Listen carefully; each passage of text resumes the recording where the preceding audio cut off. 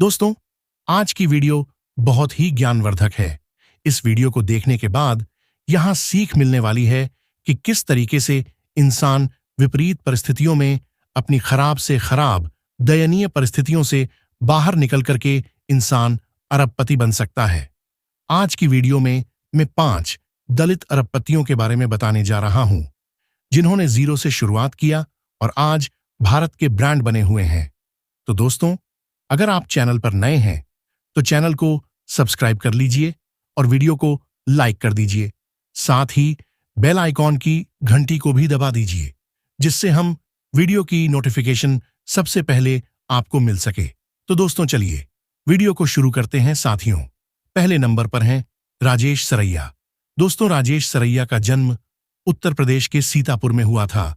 उनके गांव का नाम था सरैया शाइनी। साथियों, राजेश सरैया जी के पिता रांची नाथूराम चाहते थे कि हमारा बेटा बड़ा इंसान बने। उस जमाने में लोगों के उल्टे सीधे नाम रखे जाते थे। उस जमाने में उन्होंने अपने बेटे का नाम राजेश रखा था। साथ ही उनकी बेहतरीन शिक्षा के लिए उनके पिताजी ने उनका एडमिशन देहरादून में करवाया। वहां से पढ़ाई करने के बाद रूस चले गए और रूस में जाकर की पढ़ाई कंप्लीट करने के बाद उन्होंने एक स्टील फैक्ट्री की शुरुआत की और आगे चलकर कि उन्होंने स्टील फैक्ट्री को इतना बड़ा बनाया कि कई देशों में उनका व्यापार चलता है। यूक्रेन में और तमाम देशों में उनका व्यापार चलता है और वह भारत के ही नहीं बल्कि विश्व के अरबपतियों में उनकी गिनती होती है। दोस्तों, वह आज भी बाबा साहब अंबेडकर और तथागत गौतम बुद्ध के अनुयायी हैं। साथियों, उनको आज भी डॉक्टर अंबेडकर जयंती बुद्ध पूर्णिमा मनाते हुए देखा जाता है। दोस्तों, दूसरे नंबर पर है भगवान गमवाई। भगवान गमवाई का जन्म महाराष्ट्र के बुल्ढाना जिले के सिंदखेड़ा तहसील के राही नाम है गांव में हुआ था।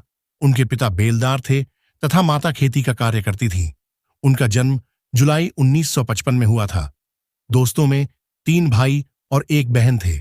साथ ही भगवान गमवाई जी के पिता की मृत्यु हो गई जब भगवान गमवाई बहुत छोटे थे, इसलिए उनका बचपन बहुत ही कठिन परिस्थितियों में गुजरा और उनकी माता मजदूरी का कार्य करती थी। उनकी माता ने मजदूरी करके किसी तरह अपने बेटे को यानी भगवान गमवाई को पढ़ाया। भगवान भी पढ़ने में तेज थे। उन्होंने अच्छी शिक्षा हासिल की और उसके बाद उनको एसपी कंपनी में जॉब लग गई। लेकिन जाति पीछा नहीं छोड़ती है।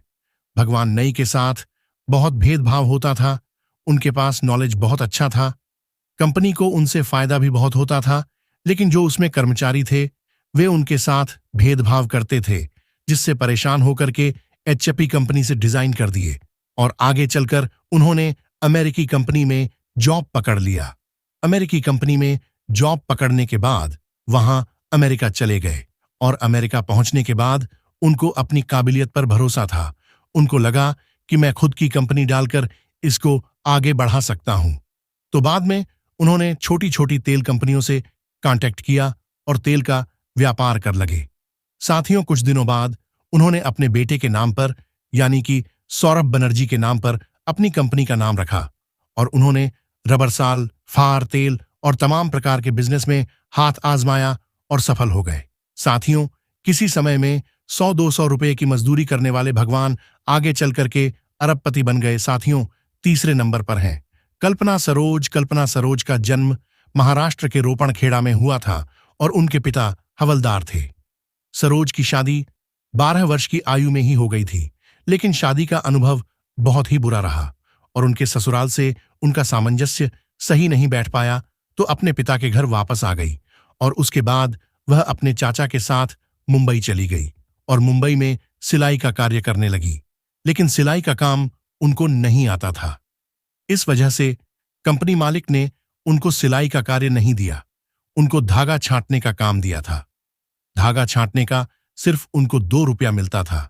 फिर धीरे धीरे उन्होंने कुछ पैसे की व्यवस्था की और घर पर ही कुछ सिलाई मशीन ही और कुछ लड़कियों को रोजगार दिया और धीरे धीरे उसे उन्होंने 1 लाख रुपए इकट्ठा किया और एक विवादित जमीन खरीद ली, जिसकी कीमत आगे चलकर के 50 लाख रुपए हो गई और उसे विवादित जमीन पर एक बिजनेसमैन से पार्टनरशिप पर के बिजनेस को आगे बढ़ाया, जिसमें से 65% कल्पना सरोज को मिलता था और उन्होंने 4.5 करोड़ रुपए इकट्ठा कर लिया। फिर आगे चलकर के कर्ज में डूबी हुई कंपनी कमानी ट्यूब्स से जुड़ गई और 2006 में उसकी मालकिन बन गई। 2013 में उनको पद्मश्री से सम्मानित किया गया। साथ ही और चौथे नंबर के दलित अरबपति हैं। कर्नाटक में जन्मे राजा नायक 4 भाई बहन थे और वह अमिताभ बच्चन की फिल्म देखते थे और उनसे बहुत प्रेरित थे। उन्होंने अमिताभ बच्चन की जीवनी को पढ़ा था कि किस तरीके से अमिताभ बच्चन ने इलाहाबाद से भागकर मुंबई गए थे और सफल हुए थे। उनसे प्रेरणा लेकर राजा नायक भी भाग करके मुंबई चले गए और मुंबई में उन्होंने टी-शर्ट में बेचा और कुछ ही दिनों बाद वह फिर से वापस बंगलौर चले गए। बंगलौर में जाकर के भी उन्होंने वही काम शुरू कर दिया। चप्पल और टी-शर्ट बेचने लगे। धीरे धीरे आगे बढ़ते गए और दोस्तों उन्होंने खुद की अपने निजी कंपनी खड़ा कर दिया और दोस्तों उन्होंने अपने बिजनेस को इतना आगे बढ़ाया कि और आज के समय 9 दलित अरबपतियों में से एक है। साथ ही 5वें नंबर पर है सुधीर राजभर। दोस्तों पूरे भारत में जहां कुछ लोग जातिवादी मानसिकता के लोग हैं जो चमार शब्द को गाली के रूप में यूज करते हैं, वहीं पर सुधीर राजभर ने चमार शब्द को ही ब्रांड बना दिया है जो देश और विदेश यानी भारत में और विदेशों में हर जगह चमार को ब्रांड के रूप में देखा जाता है। तो यह कारनामा किया है। सुधीर राजभर जी ने सुधीर राजभर का जन्म यूपी के जौनपुर में हुआ था और वह बचपन से ही मुंबई रहने चले गए थे। लेकिन जब भी आप गांव आते थे तो लोग उनको चिढ़ाते थे, चमार चमार का करके चुराते थे, उनको गालियां देते थे, जिससे तंग आ गए थे और उन्होंने कसम खाया था कि मैं चमार शब्द को ब्रांड बना दूंगा। और इसके बाद वह मुंबई पहुंचते हैं। मुंबई जाकर के वह बाइक बनाते हैं, चमड़े का बैग बनाते हैं, लेदर का बैग बनाते हैं, उस पर लिखते हैं चमार और धीरे धीरे कंपनी की शुरुआत करते हैं।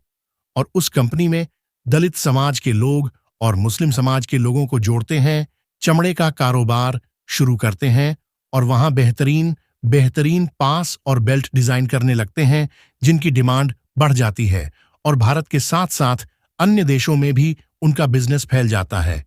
और साथियों कहते हैं कि मान ले तो हार है और ठान लो तो जीत है।